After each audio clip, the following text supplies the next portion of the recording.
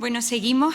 La segunda ponencia va a ser impartida por Almudena Hernando. Se titula Lo que oculta la modernidad, condiciones de sustentabilidad de un sujeto y un mundo futuro.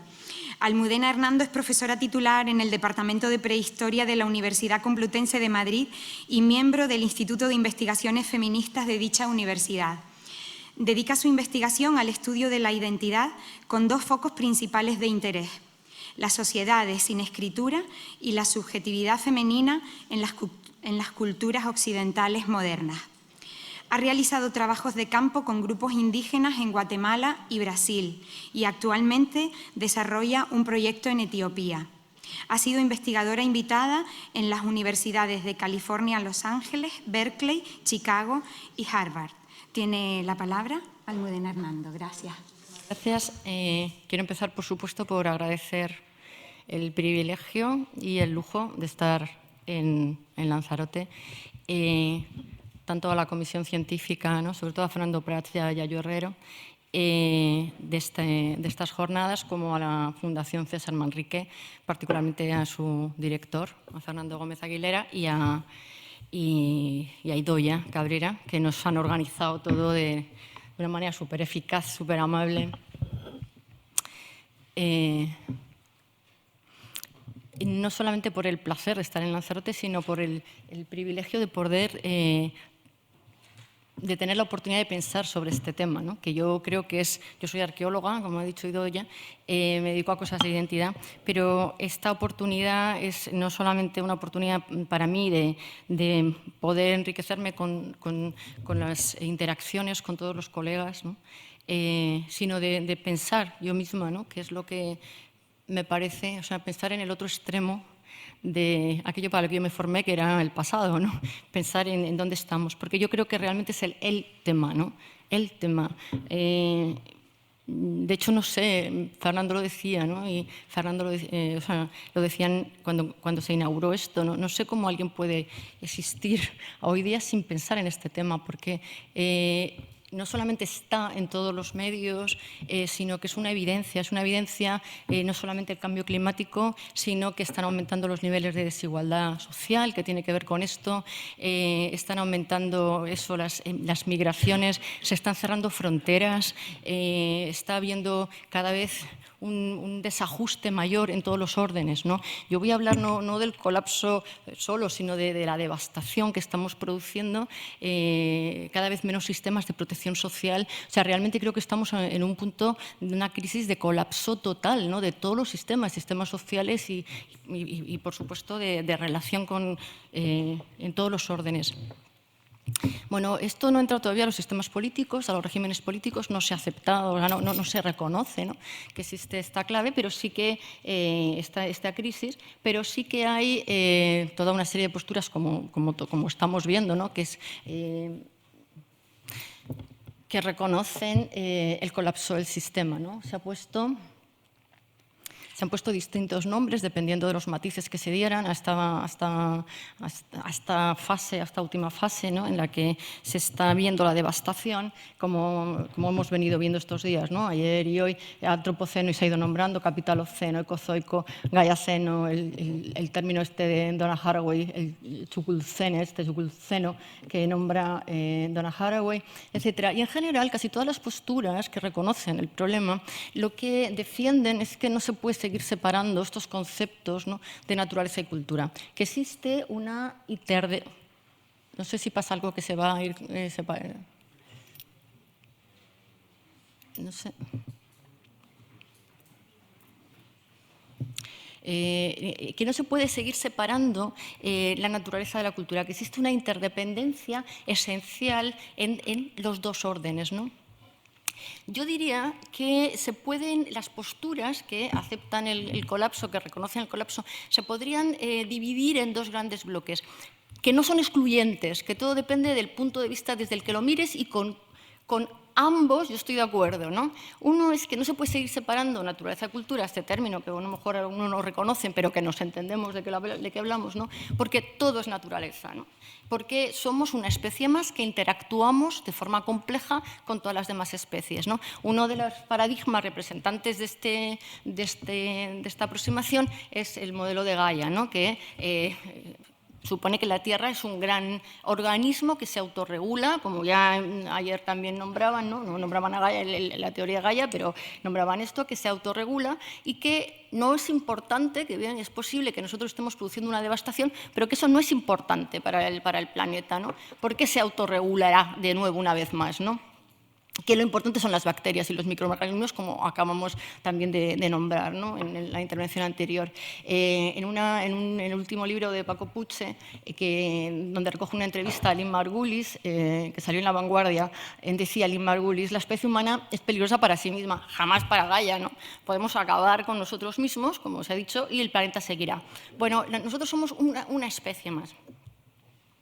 Y luego hay, digamos, otro grupo de paradigmas en donde se defiende que no se puede separar naturaleza de cultura, yo creo porque todo es cultura, ¿no? O sea, digamos, en donde hay que poner énfasis es en la relación que tenemos con todas las demás especies.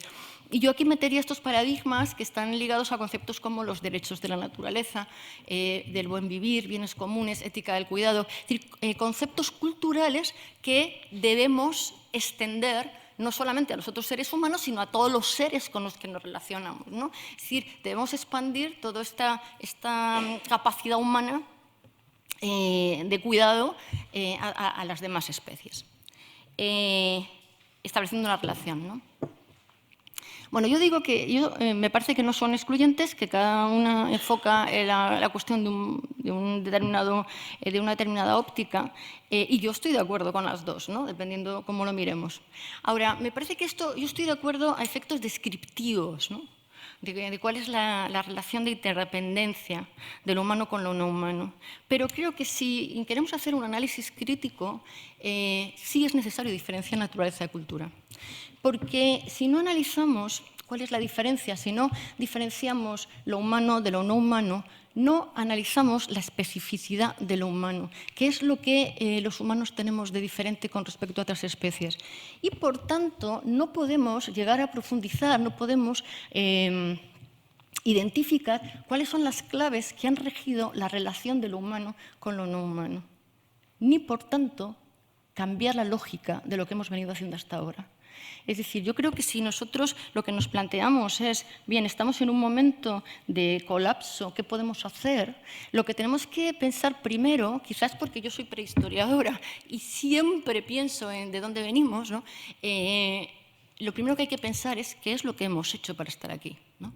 ¿Cuál es la lógica que ha guiado la trayectoria para que hayamos llegado a un punto de devastación, a un punto de colapso total? Porque además, si no analizamos la especificidad de lo humano, porque lo humano se diferencia de las demás especies. Nosotros tenemos una capacidad de razonar que es diferente de las demás especies, si es que los otros se puede decir que razonan, porque los primates, como acaba de decir José Luis, ahí tienen una capacidad emocional y de relación complejísima, pero nosotros tenemos una capacidad de razonar que se diferencia de cualquier otra especie existente, porque utilizamos símbolos a partir de la aparición del Homo sapiens. Otras especies anteriores no utilizaban símbolos, por lo menos está demostrado, ¿no? Que decir, Neandertal, etc. Sin embargo, el Homo sapiens, desde el comienzo, está demostrada la capacidad de usar los símbolos. Es decir, la especie humana, a diferencia de cualquier otra especie, atribuye significados a la realidad que no pertenecen a la realidad. Nosotros interpretamos la realidad porque la simbolizamos. Y eso hace que reaccionemos de unas formas que son diferentes, que pueden ser diferentes entre los distintos grupos humanos, dependiendo de cómo estemos simbolizando la realidad. Eso no pasa con ninguna otra especie.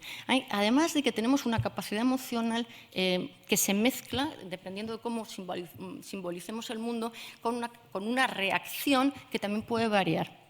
como ya se analizó desde la neurología, no existe la capacidad de razonar separada de la emoción, no existe, dependiendo cómo entendemos el mundo, cómo nos conectamos con el mundo, reaccionamos racionalmente de una forma distinta. No existe la ración pura, ¿no? Y nosotros tenemos una necesidad absolutamente imprescindible de pertenecer a un grupo humano para sentirnos seguros, porque nuestra capacidad de razonar es tan compleja y nuestra percepción del mundo es tan compleja que si nosotros realmente nos diéramos cuenta de toda la complejidad inasumible en la que vivimos, nos moriríamos de angustia.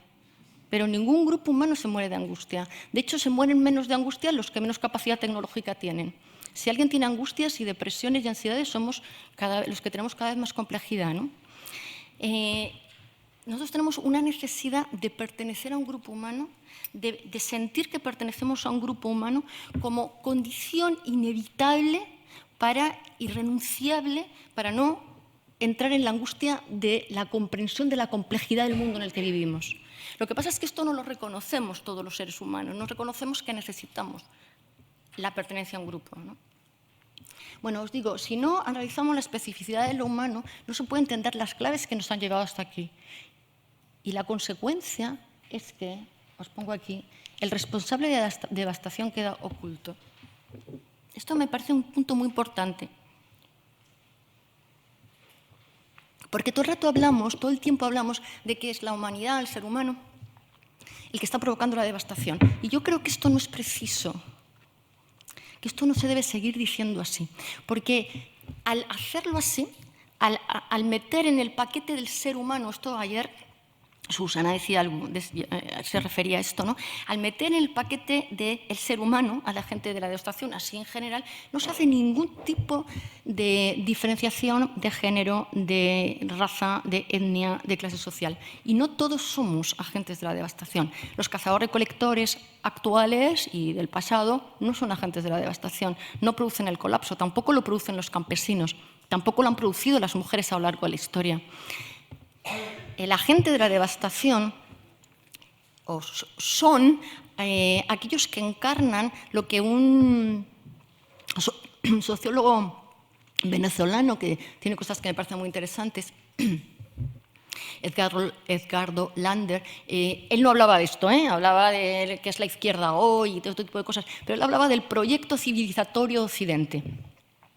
Y voy a tomar ese concepto para traerlo aquí, ¿no? Son los que encarnan el proyecto civilizatorio de Occidente. Esos son los agentes de la devastación. Y esos han sido hombres con una determinada lógica, que es la lógica patriarcal.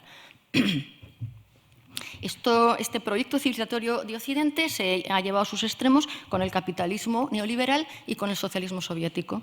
Y los que os digo lo han encarnado son hombres con una determinada lógica. Si nosotros no identificamos quién está produciendo el colapso, lo que hacemos es seguir con la misma lógica porque no identificamos la lógica. Así que podemos estar haciendo planes muy voluntaristas, pero no vamos a poder cambiar la lógica del sistema. Y lo que yo creo que es necesario pensar es cómo se puede cambiar la lógica del sistema.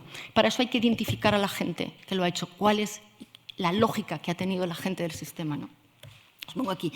Las ocultaciones impiden desvelar la clave fundamental que ha regido la lógica del sistema y, por tanto, transformarla.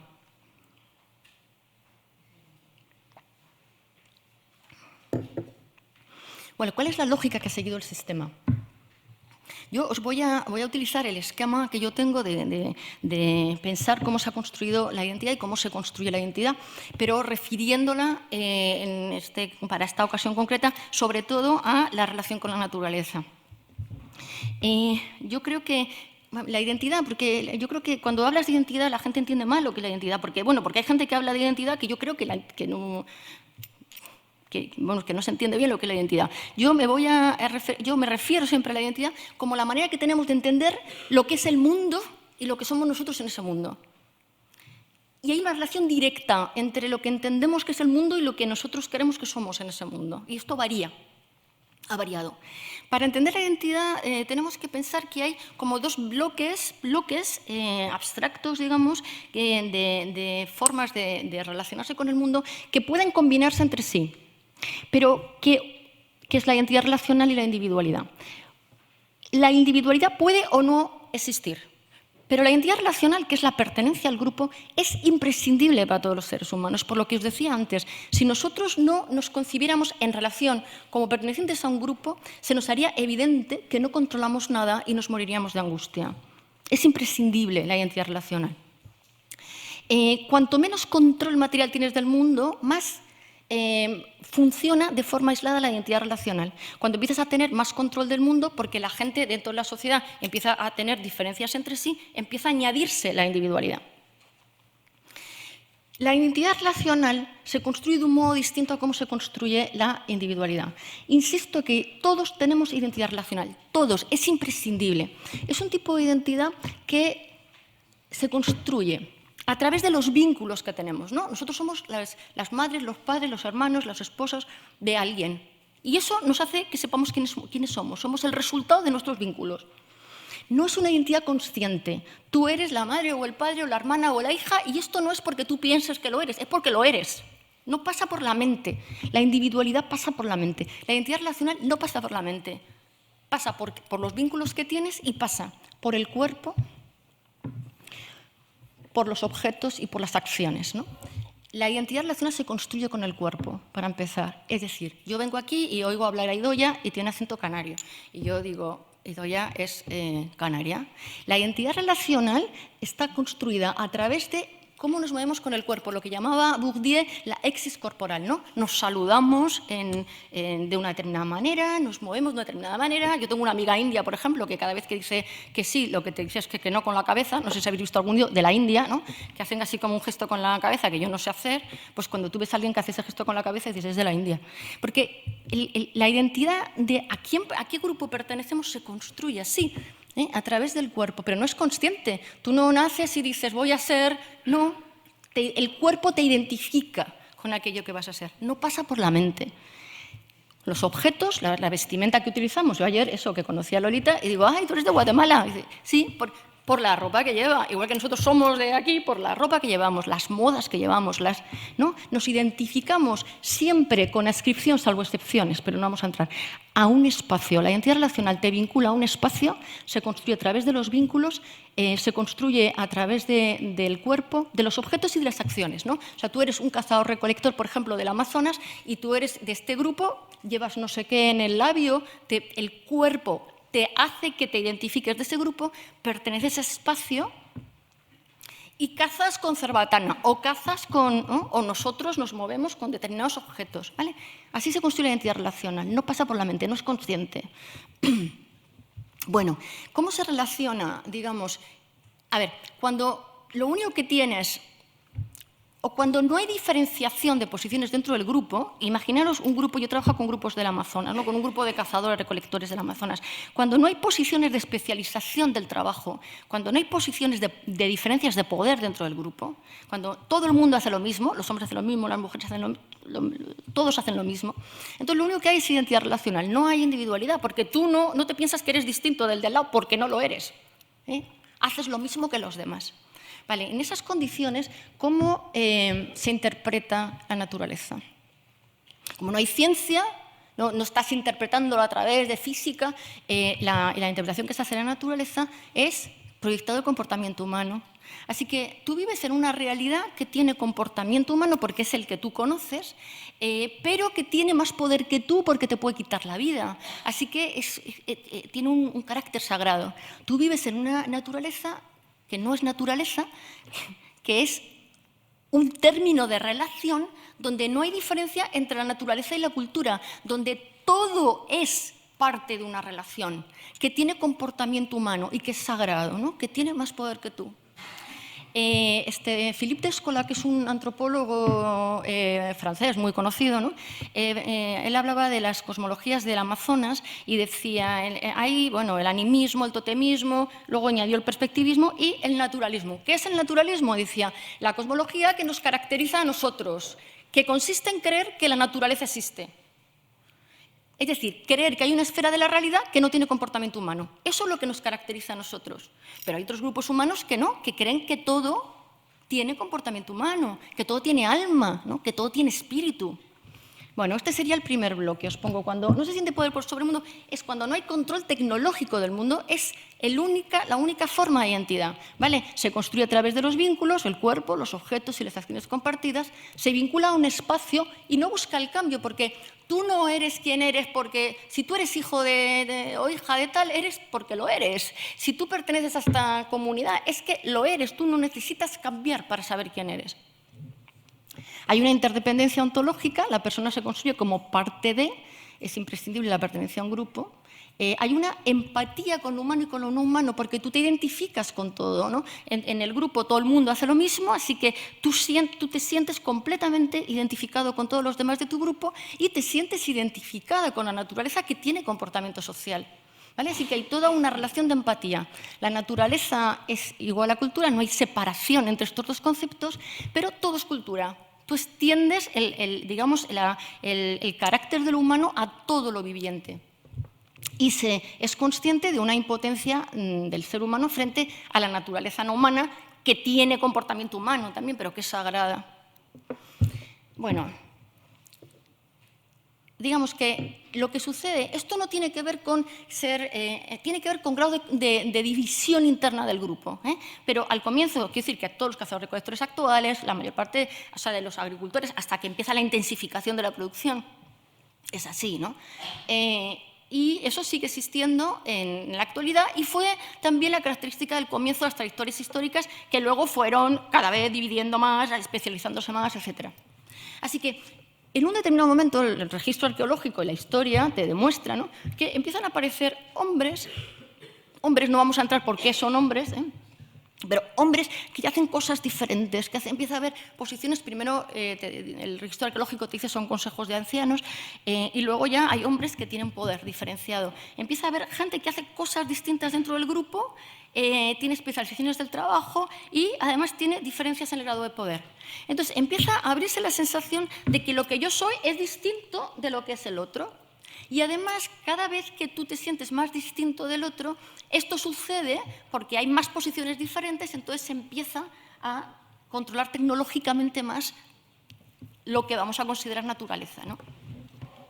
Fijaros que el concepto de naturaleza, digamos, empieza a aparecer cuando tú empiezas a controlar algo y dices, eso ya no tiene dinámica humana, eso no tiene ya el comportamiento humano y tiene más poder que yo. Yo ya sé cómo controlar eso, yo ya sé qué tengo que hacer para sacar más producción a la tierra y le tengo que meter arado y regadío, ya sé lo que tengo que hacer. Eso ya no es humano, yo lo controlo, eso es naturaleza.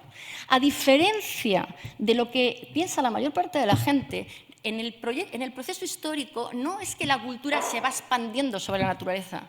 Lo que sucede, al principio esto es cultura, lo que sucede es que la naturaleza empieza a aparecer y empiezas a decir, esta esfera, esto ya es natural, ya no es humano. Y cada vez lo que hay es más naturaleza. Porque más esferas de la realidad las controlas tecnológicamente, ¿no? Bueno, a medida que esto se dispara con la aparición de la escritura. La aparición de la escritura es absolutamente individualizadora, porque con la escritura, tampoco me puedo entretener porque no tengo tiempo, ¿no? Pero es algo fundamental. Cuando aparece la escritura empieza la idea de que existe la mente. Porque la escritura lo que te hace es representar el pensamiento, las palabras, el pensamiento. Entonces empiezas a darte cuenta de que hay algo que es el pensamiento. ¿Y dónde reside el pensamiento? En la mente. Pero eso es un proceso largo, si luego queréis lo comentamos, pero tengo que nombrarlo porque tiene que ver con las mujeres.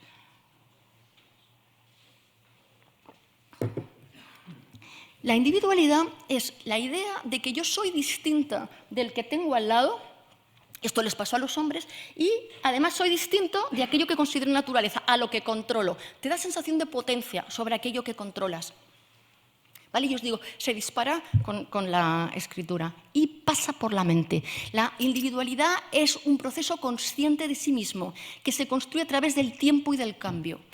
Y la individualidad, tú sabes quién eres a través de cambios que has experimentado a lo largo de tu vida, cambios que tu sociedad ha experimentado con respecto a periodos anteriores, porque tu sociedad es compleja y cree que controla la realidad.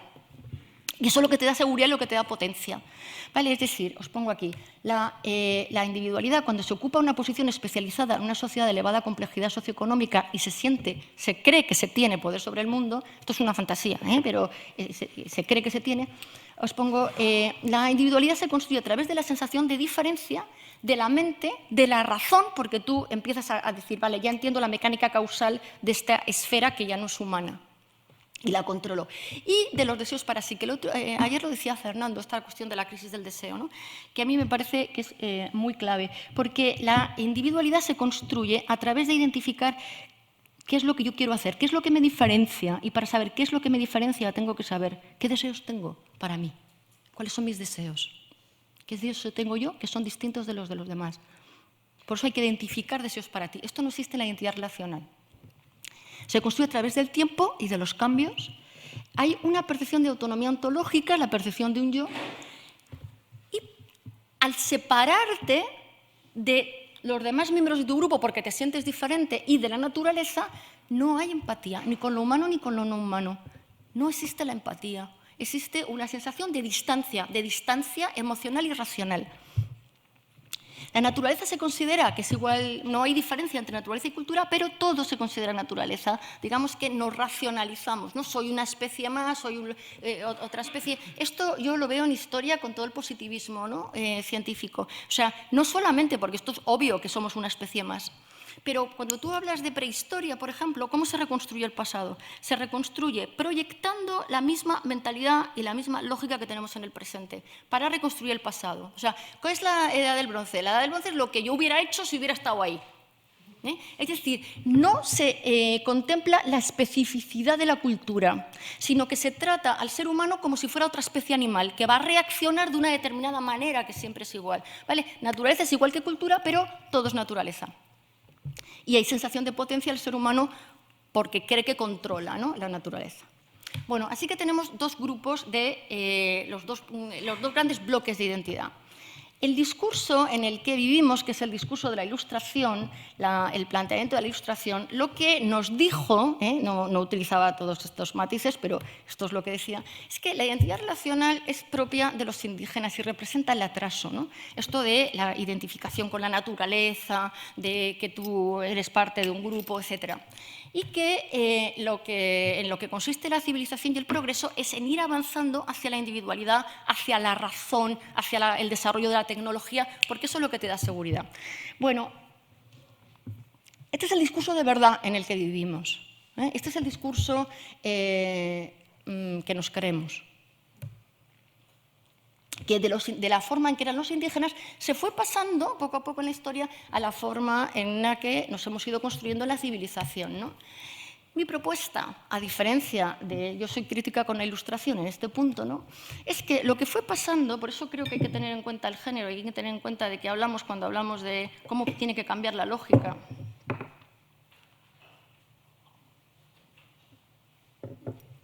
Es que lo que fue pasando es que al principio todos los seres humanos, todos tenían solo identidad relacional. Pero poco a poco, como os digo, los hombres fueron desarrollando un poco de individualidad. Al principio no era importante la diferencia, no perdías vinculación con el grupo. Pero al llegar a un determinado momento en que tenían un determinado grado de poder o de especialización, se empezaban a desvincular, porque la energía estaba puesta en los deseos, en la movilidad, digamos, porque era el tiempo, no era el espacio, etc. Entonces, cuando empiezas a perder conexión con el grupo, te puede empezar a aumentar la angustia. Y eso no se lo podían permitir, porque eso sería como contradictorio con la seguridad que te construye la identidad. Así que lo que empezó a pasar es que cuando los hombres empezaron a desarrollar estos rasgos de individualidad, que fue muy gradual, lo que empezaron a hacer a partir de cierto momento es impedir que las mujeres se individualizaran. ¿Cómo? Impidiendo la movilidad, porque la identidad relacional se vincula al espacio. Así que si tú no te mueves, tienes más, digamos, tú eres, te identificas con tu espacio. Y fundamentalmente, impidiéndoles que aprendieran a leer y a escribir cuando apareció la escritura, porque la escritura te individualiza. Así que lo que yo creo que pasó es que los hombres empezaron a desarrollar la individualidad, se quedaron impidieron a las mujeres que la desarrollaran, así que se quedaron con una identidad puramente relacional, y eso son las identidades de género, eso es la identidad de género. ¿Qué pasa? Que quien construye el discurso son los hombres, porque son los que están en el poder. Así que ellos construyeron un discurso en el que solo eran conscientes de la individualidad, porque la identidad relacional no es consciente de sí. Ellos construían un discurso en el que lo único que se daba importancia es a cómo nos da seguridad la ciencia y la tecnología y la razón. Eso es lo que da seguridad a nuestro grupo. Y eso es lo que creó el discurso social, ¿no? Os pongo aquí. El discurso social lo crearon los hombres reconociendo, porque es consciente, que lo que nos da seguridad es la tecnología, la ciencia, que somos seres individualizados y que tenemos, digamos, poder sobre la naturaleza, ¿no? No tenemos empatía con la naturaleza. La parte relacional es imprescindible, pero no pasó al discurso. Se quedó como que es absolutamente, digamos, característica de la gente que no ha llegado a la civilización, que eran los indígenas, ¿no? Que se basaban en los mitos, y las mujeres, y el ámbito privado de los hombres. O sea, los hombres eran muy importantes los vínculos, pero en el ámbito privado. Lo que da seguridad es la ciencia, la tecnología, la autonomía, el yo. ¿Sabéis que Foucault decía que lo importante del poder no es el poder autoritario? Porque el poder autoritario te resistes. Tú ves a un poder autoritario y te resistes. Lo importante del poder es que está basado en la verdad, es decir, en la apropiación de la verdad, que lo importante para entender el poder es que la gente que se somete a ese poder cree que son verdad los principios que sostienen el poder. Y esto es lo que ha pasado en la historia, yo creo, y por eso hemos llegado al colapso, porque todos nos hemos educado, socializado en un discurso en el que cree que es verdad esto, que lo que nos da seguridad es la ciencia, la razón y la tecnología, y que controlamos a la naturaleza. Y no reconocemos el lado relacional, que es imprescindible. ¿Por qué no lo reconocemos? Porque los hombres que creaban el discurso tenían el poder, tenían ese discurso de verdad y se lo creían y lo reproducían y nos hemos socializado. Este discurso es el discurso patriarcal, es el orden patriarcal. Para mí el orden patriarcal es esto, es un discurso, es un tipo de lógica en la que lo único a lo que se presta, digamos, a lo que se concede capacidad de seguridad de tu grupo es a lo que tiene que ver con la razón y con la tecnología y con la ciencia. Y se niega que sin el lado relacional no podríamos sobrevivir. Y yo esto lo digo siempre, no podríamos, si nosotros, a ver, digo siempre esta frase, ¿no? La vida solo tiene sentido cuando se siente. Si tú no tienes buenos vínculos emocionales, la vida no tiene sentido. Si nosotros realmente nos sentimos seguros en el mundo, es porque tenemos buenos vínculos, porque tenemos la sensación de que pertenecemos a un grupo mayor. Y eso lo hacemos, pero lo hacemos de forma inconsciente. Los hombres lo hacen de forma inconsciente, ¿no? Lo hacen, os digo, a través del cuerpo y la apariencia, pero no lo reconocen, no pasa el discurso. Este es el orden patriarcal. Y este es, para mí, el orden lógico que ha protagonizado y que es el causante de la devastación. Es el proyecto civilizatorio de Occidente y este es el agente de la devastación. O sea, yo no creo que se pueda entender el problema del colapso en el que estamos sin entender que tiene que ver con orden patriarcal, que a su vez es parte de todo el orden capitalista en el que estamos, ¿no? De hecho, yo veo planteamientos que son muy bien intencionados muchas veces y que realmente aportan soluciones, pero que me parecen parciales porque no ven este problema, ¿no? Que, por ejemplo, os pongo, ¿no? que tocan algunos de los aspectos de este tema, pero no tocan la clave, que es que hay que reconocer la necesidad de la interdependencia emocional, por ejemplo, es Aníbal Quijano, os pongo planteamientos de izquierda que no tocan el punto para mí, ¿no? Por ejemplo, yo leo ecologistas que siguen hablando del hombre como genérico, ¿no? El hombre no, el hombre como genérico es esta visión de que el hombre, si queréis luego lo comentamos, que ahora tampoco tengo tiempo, es por qué Linneo nos llamó el hombre que sabe. ¿Por qué le puso a la especie el nombre del hombre? Porque es el puro orden patriarcal, pero esto no lo podemos seguir reproduciendo, no se puede hablar del hombre como genérico. Bueno, os pongo Aníbal Quijano. Aníbal Quijano es un teórico de colonial, ¿no? Postcolonial, de colonial. Hace cosas súper interesantes. Pero, por ejemplo, os digo para que veáis que no se ve, o sea, yo creo que un cambio de lógica tiene que ser feminista, en este sentido de lo que es el feminismo, ¿no? De lo que no es orden patriarcal. que ahora voy a intentar desarrollar más. Aníbal Quijano dice, el concepto de raza se inventa a partir de la conquista de América, de la colonización americana, porque lo que se intenta es naturalizar, legitimar la explotación del trabajo, la esclavitud y la explotación colonial. Entonces, para legitimar, para naturalizarlo, lo que se hace es decir, tienen derecho a trabajo asalariado los pertenecientes a la raza blanca. Y la relación de la... y esto es lo que consideró el capitalismo, lo que consideró Marx. ¿Qué es el capitalismo? Son las relaciones de trabajo asalariado, sin reconocer que ese trabajo asalariado, esas relaciones del capitalismo, no se podían sostener sino la explotación que se estaba haciendo sobre razas no blancas, ¿no? Todo el trabajo, toda la explotación colonial. Bueno, esto es así, tú dices, bueno, pues es que tiene mucha razón, pero claro, Aníbal Quijano no se dio cuenta de una cosa, y es que no es verdad que el trabajo asalariado era lo que definía las relaciones entre la raza blanca, es lo que definía las relaciones entre los hombres de la raza blanca, porque las relaciones de los hombres de la raza blanca con las mujeres de la raza blanca era de trabajo y es de trabajo no asalariado en el orden patriarcal, es el trabajo doméstico. Esto lo vio Silvia Federici, por ejemplo, ¿no? Es el patriarcado. Pero claro, otra variable que no se vio es que, bueno, no se trata solo de que la relación de trabajo, es que no tiene que ver solo la explotación, digamos, la relación de la naturaleza humana, es que las relaciones de trabajo dentro de la naturaleza humana solo se pueden entender a través de la explotación de la naturaleza no humana. Eso es lo que, digamos, denuncia y pone en evidencia el antropoceno que estamos viendo, ¿no?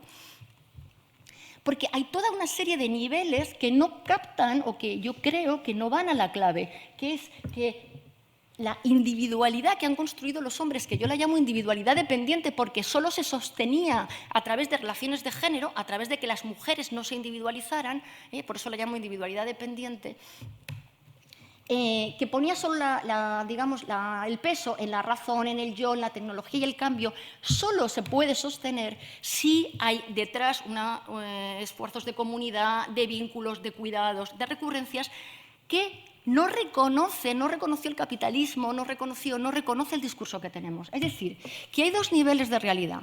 Un nivel que es consciente, que es visible, que es reconocido, y un nivel por debajo que es no reconocido. Vivimos como en una realidad paralela, vivimos en una realidad en la que reconocemos una serie de cosas y no reconocemos que eso se sostiene en otra serie de cosas, ¿no? Tenemos discursos, que os digo, que muchas veces son muy de izquierdas, pero que siguen sin reconocer que están apropiándose, digamos, de los cuidados, de los apoyos, etcétera, de una serie de personas, mujeres, por ejemplo, en todo el orden patriarcal, o grupos indígenas a los que se está explotando, ¿no?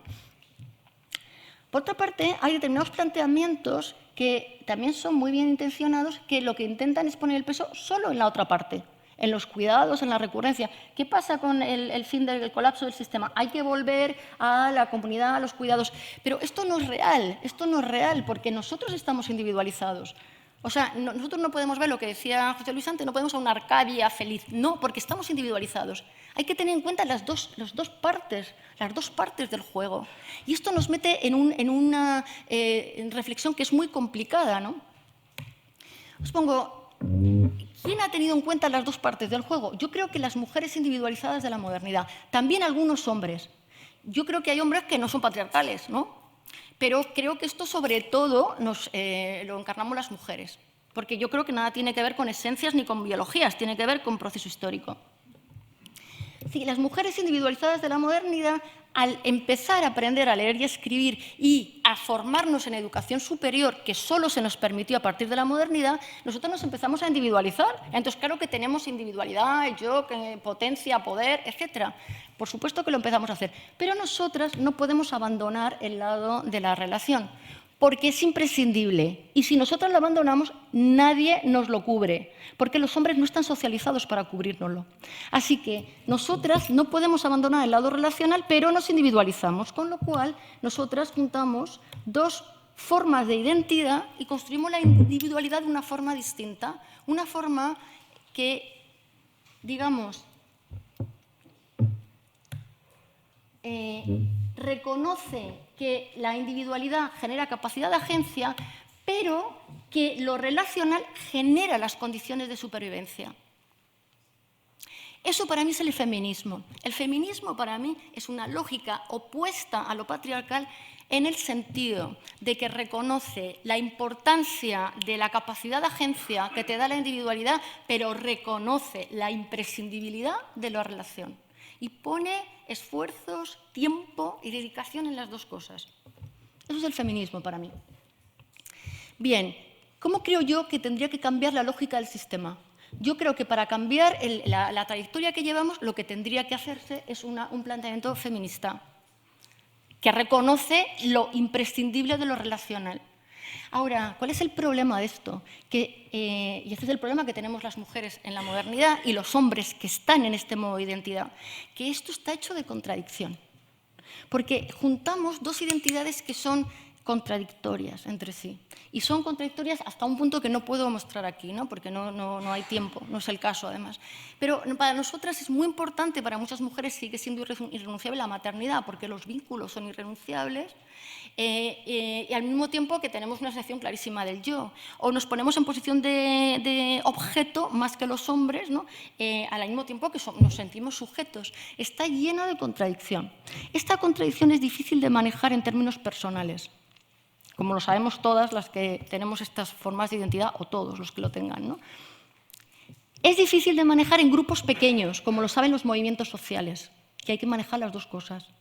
Pero yo creo que es casi imposible de manejar en términos de macropolítica. Y ahí es donde yo encuentro la dificultad de cambiar la lógica del sistema. Os pongo, para cambiar la lógica del sistema sería necesario empezar a poner énfasis en lo relacional, sin quitárselo a lo individualizado, porque no es no realista pensar en que volvemos. Pero para eso sí que sería necesario reducir algo el nivel de individualidad. Para eso, digamos, lo que hay que hacer es dejar de idealizar el pensamiento, la ciencia y la tecnología como únicos mecanismos para transformar las cosas. O sea, es imprescindible y está muy bien lo de cambiar los usos del suelo, dejar de las energías fósiles. Es imprescindible. No es imprescindible. Quiero decir que no es que estoy diciendo que eso no es necesario. Es imprescindible, pero que eso no es suficiente. Eso es lo que quiero decir. Creo que no es suficiente. Porque eso pasa solo por la razón y por la tecnología. Por ejemplo, lo de Greta, esta niña de los Fridays for Future, ¿no? Que hemos nombrado tantas veces, es una cosa absolutamente imprescindible. Pero Greta tiene síndrome de Asperger. O sea, nosotros no podemos solo potenciar el lado de la razón y de la tecnología, porque eso, si nosotros seguimos individualizándonos, la individualidad se asocia estructuralmente a todas unas pautas de estar con el mundo que no te hacen empatizar con lo otro. No te permiten, digamos, bajar el nivel de destrucción porque te aleja racionalmente del otro. Tú puedes intentar cuidarlo con la razón, pero si tú no te vinculas emocionalmente al otro, no va a cambiar la lógica del sistema. Por eso os pongo, las soluciones no pasan solo por pensar, sino por reforzar los valores relacionados con los vínculos y con la comunidad. Hay una socióloga boliviana que se llama Silvia Rivera Cusicanqui, que tiene unas cosas muy interesantes. Y Silvia Rivera dice, no solamente hay que pensar, hay que corazonar, ¿no? Corazonar, fijaros, yo luego pensaba, es un término una palabra que se puede dividir en dos términos, ¿no? Corazonar, ¿no? Y no se trata de corrazonar, que es lo que estamos haciendo aquí, que es necesario, eso es necesario, pero hay que corazonar, en el sentido de hay que dejar tiempo a hacer políticas que permitan la relación, el vínculo. Y para eso hay que frenar todo lo que tiene que ver con la individualidad, yo creo, para cambiar la lógica del sistema. O sea, hay que intentar frenar esta aceleración en la que estamos. Todo lo que tiene que ver con la individualidad, el cambio, la aceleración, el éxito, hay que frenarlo. ¿Qué es lo difícil? Es que el sistema macropolítico va hacia allá. O sea, nosotros esto, os pongo aquí, hay que cambiar la idea de progreso o hay que acabar con la idea de progreso, ¿no? El progreso, lo que hemos considerado ahora como progreso, lo que llevamos considerado hasta ahora, solo tiene que ver con la ciencia, la tecnología, etcétera, ¿no? Hay que renunciar a esa idea de progreso. O sea, el bienestar... Mirad, os voy a poner, a ver si lo tengo, espera un segundo. Os voy a poner unos comentarios que salieron el otro día en El País, de un artículo, lo veis ahí, ¿no? El día 18, la semana pasada, decía, hablaba de estas cosas, ¿no? ¿Cómo otorgar entonces valor a aquello que contribuye al bienestar de una sociedad? Esta es precisamente la pregunta para la que Jacinda Ardern, primera ministra de Nueva Zelanda, busca respuesta. No es casual que sea una mujer, ¿eh?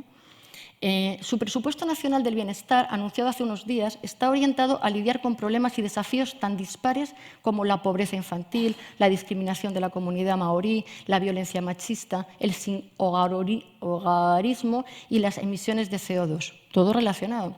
La idea no es nueva, pero se mueve despacio. Ya en 2008, la Unión Europea, a instancias de la presidencia francesa, creó una comisión para la medición de la economía y el progreso social. Ese esfuerzo colectivo, recogido en Medir nuestras vidas, de los economistas Stiglitz, Sen y Fitoussi, no era más que una fundada invitación a mejorar la métrica. Y yo creo que muchas veces lo que hacemos es mejorar la métrica, ¿no? Es decir, tenemos que hacer más cosas, más técnicas, más... Y no, hay que bajar el nivel de eso para poder tener tiempo para cambiar la lógica, dando más importancia a los vínculos, ¿no? Os pongo aquí, esto es relativamente fácil en comunidades pequeñas, en movimientos sociales, en lo que Silvia Rivera llamaba micropolítica, pero es muy difícil en el nivel donde se toman las decisiones que rigen la trayectoria del sistema. Porque la trayectoria del sistema, digamos, en el nivel de la macropolítica, sigue actuando el orden patriarcal. Y si sigue actuando el orden patriarcal, sigue actuando bien negando el problema, bien lo que veíamos ahora, ¿no? De haciendo proyectos de estos de me voy a Marte y ahí no va a pasar nada, pero mientras tanto estoy cerrando fronteras, el privilegio solo para mí, etcétera, cosas nada inocentes, ¿no? Bien negando el problema, como Trump, o bien aceptando el problema, pero buscando soluciones derivadas solo de la razón, de la ciencia y la tecnología. Y yo creo que hay planteamientos, incluso ecologistas, que siguen actuando desde la razón, desde la ciencia y la tecnología. O sea, creo que hay, os pongo aquí, y es que con esto acabo porque no me quería pasar de tiempo, hay que conectar lo subjetivo con las dinámicas sociopolíticas económicas. Hay que entender qué es la identidad relacional. Hay que entender que es imprescindible para el bienestar, que hay que potenciar, porque cada vez las políticas que tenemos nos dejan menos espacio para lo relacional, menos tiempo para lo relacional. Estamos acelerados y estamos además necesitando tener cada vez más resultados, más éxito. Eso, por más que pensemos cuál es la solución al colapso del sistema, si seguimos en esa línea, no vamos a resolver el colapso. Yo no sé si lo vamos a resolver, porque esto me parece, cambiar la subjetividad es una cosa complicadísima. ¿Cómo se puede hacer? Cambiando los valores. Cambiando los valores. Pero porque la individualidad, como decía Fernando el otro día, tiene que ver con los deseos para sí. Porque si el sistema político sigue, si nosotros decimos vamos a quitar las emisiones de CO2, vamos a quitar el consumo, si decimos eso, pero seguimos con móviles, y ahora móviles de quinta generación, los móviles están aumentando la individualidad de una forma alarmante, ¿no? Y hay patologías. El otro día oía en la radio que, ¿no?, el 50% de la población asiática está diagnosticada ya de patología del videojuego, ¿no? Y hay patologías del individualismo, digamos, ¿no? Entonces, da igual pensarlo, porque vamos a seguir en una sociedad que no reconoce la necesidad de vínculo. Hay que bajar eso. Me parece complicadísimo. Pasaría por un cambio de sistema de valores en la educación, por supuesto, ¿no? Pero esto va en contra de los intereses de quien tiene el poder, ¿no? Me parece que un cambio de lógica pasa por un entendimiento de lo que es el feminismo, realmente. No que el poder de las mujeres no tiene que ver con las mujeres, tiene que ver con un cambio de lógica, donde lo relacional es básico para el bienestar y para la supervivencia, y lo que eso implica, en relación de qué es lo que tenemos que cambiar. Y nada más. Gracias.